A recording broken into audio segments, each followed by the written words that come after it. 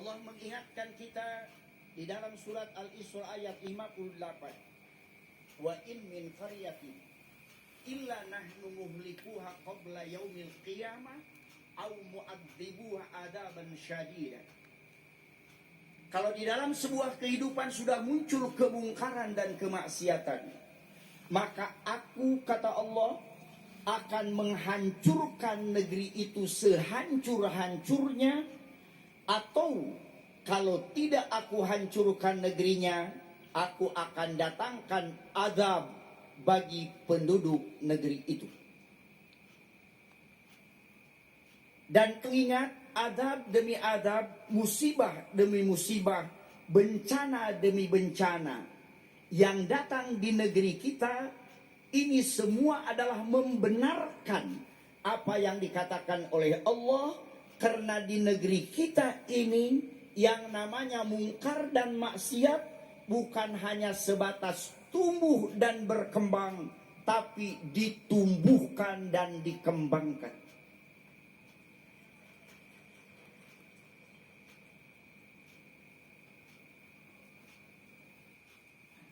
Bencana dan musibah yang datang silih berganti, itu masih dalam wujud sayang Allah kepada kita, agar kita sadar dan kembali ke jalan Allah. Tapi kenyataannya, bencana demi bencana, musibah demi musibah yang datang silih berganti menimpa kehidupan kita, tidak mampu mengembalikan kita ke jalan Allah, atau kita tidak mau kembali ke jalan Allah. Ambil contoh, ketika Gunung Merapi dalam pergolakannya yang pertama, yang kemudian mengangkat martabat Mbah Marijan, korlapnya pada waktu itu di hadapan kamera televisi dia mengatakan, kami telah siapkan dapur umum, kami telah siapkan tenda untuk para pengungsi, kami telah menyiapkan tim untuk mengevakuasi rakyat kalau gunung itu meletus. Seolah-olah dia menantang, kapanpun dia meletus kita sudah siap. Konsentrasi ke gunung itu dipusatkan sejak siaga 3, siaga 2, siaga 1. Fokus ke gunung itu. Tapi tiba-tiba Allah ledakan Jogja dan Klaten. Jogja dan Klaten luluh lantak.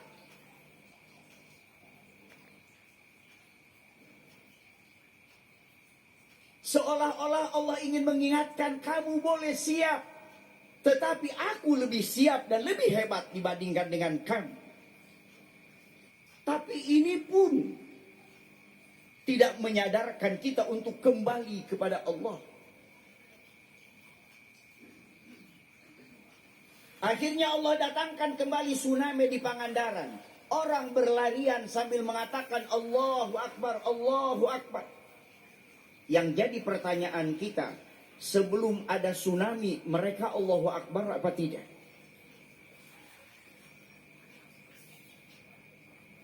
Itu pun tidak menyadarkan kita untuk kembali ke jalan Allah.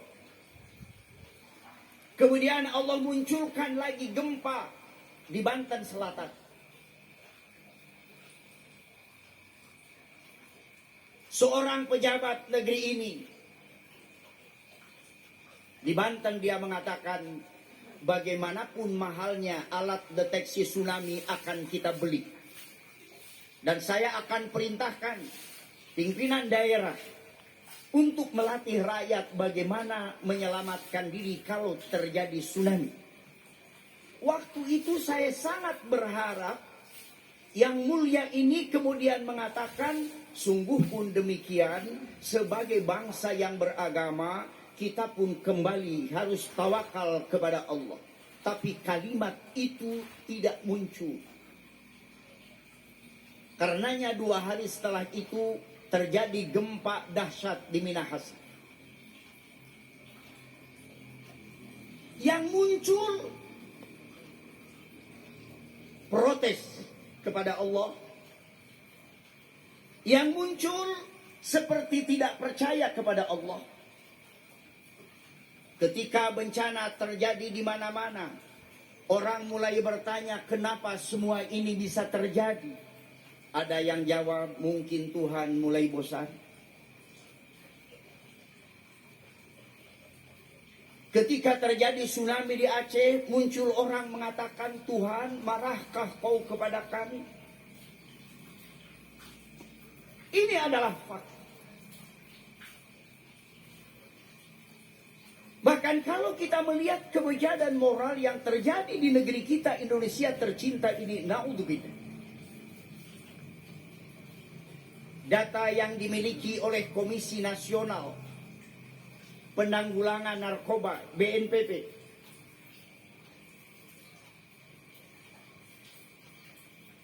Data yang mereka miliki, kemajuan perkembangan narkoba di Indonesia sejak 2003 sampai 2010, dalam kurun waktu 7 tahun, transaksi narkoba di Indonesia naik 300%.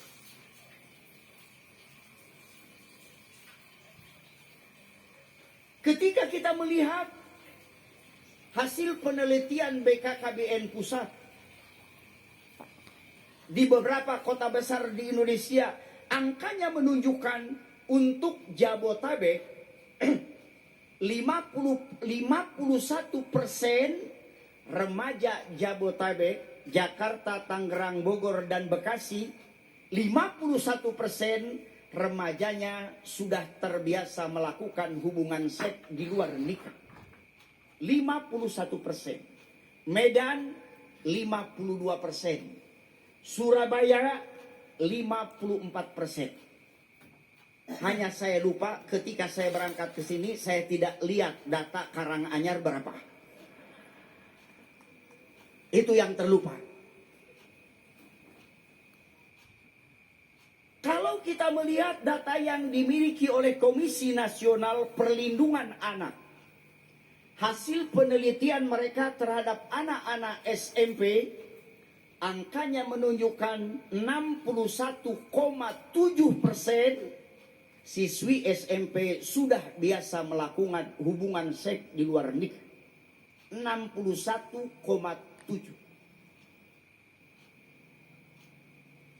Bahkan hasil penelitian Yayasan Kita dan Buah Hati terhadap anak SD kelas 4 sampai kelas 6, angkanya menunjukkan 22% anak SD kelas 4 sudah terbiasa mengakses internet porno.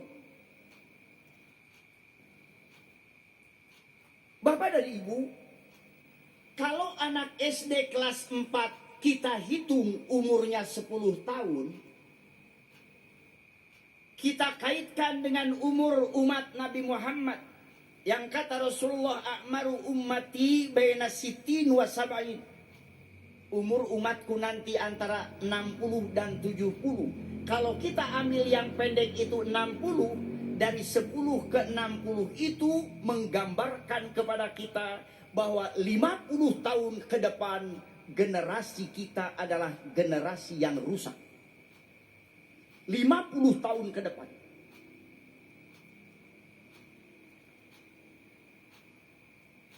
Karena itu, kalau kita melihat kemungkaran dan kemaksiatan yang terjadi di negeri kita ini, sepertinya Indonesia sekarang ini seperti yang digambarkan Allah di dalam Al-Quran, wa kuntum ala syafa hufratin minan nar.